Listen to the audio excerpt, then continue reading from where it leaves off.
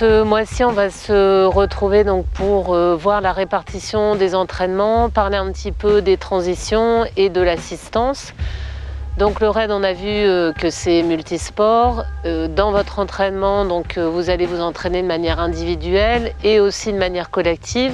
Donc de manière individuelle, au minimum, c'est important de s'entraîner au moins 2 fois dans la semaine et 1 fois le week-end. Je vous conseille de faire au moins un entraînement à pied et au moins un entraînement vélo.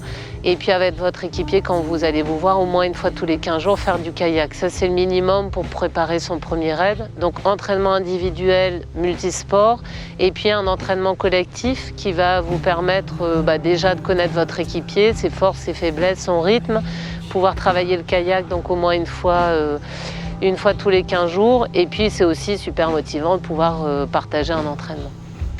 Sur vos entraînements, je vous conseille d'utiliser un cardio et d'utiliser une montre qui va vous permettre, en raid c'est intéressant, de voir à la fois votre fréquence cardiaque, votre vitesse de progression, mais qui va aussi vous permettre de voir quel dénivelé vous avez fait, quand on est en montagne, à quelle vitesse on monte le rythme qu'on peut avoir en montée.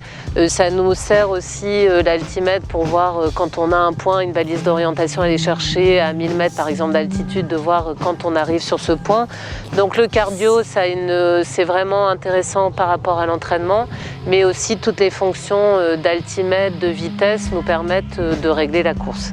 On a vu qu'il y avait différentes activités, donc il faut vraiment s'entraîner à ces différentes activités, mais l'assistance, le moment où on va changer d'activité est aussi important. C'est pas la peine d'essayer de gagner 5 minutes en courant si on en passe 10 au point de transition.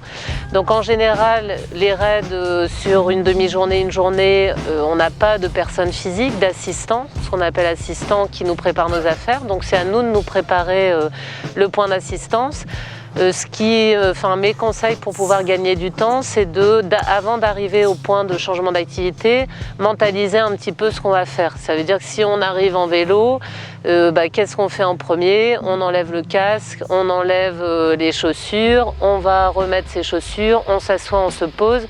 Donc on essaie de se faire un petit schéma de transition pour qu'elle puisse durer le moins de temps possible, parce que gagner sur une course, si on a 10 points de changement d'activité, qu'on gagne 1 minute à chaque point de changement d'activité, c'est 10 minutes à la fin, donc beaucoup de temps gagné.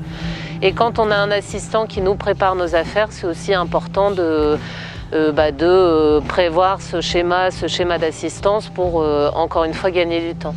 J'ai un petit conseil pour les raids qui durent longtemps, et quand on est par équipe de 2, on a moins le problème de perdre son matériel, mais quand on est par équipe de 4, c'est un petit truc de raider, mais de mettre une couleur sur chacun de ses vêtements, ça permet de les repérer rapidement, que l'assistant les repère rapidement aussi parce qu'il ne connaît pas forcément les tailles et les modèles de chacun. Donc c'est un petit truc qui permet de retrouver ses affaires rapidement et puis de gagner du temps encore une fois pour l'organisation. Can you hear me?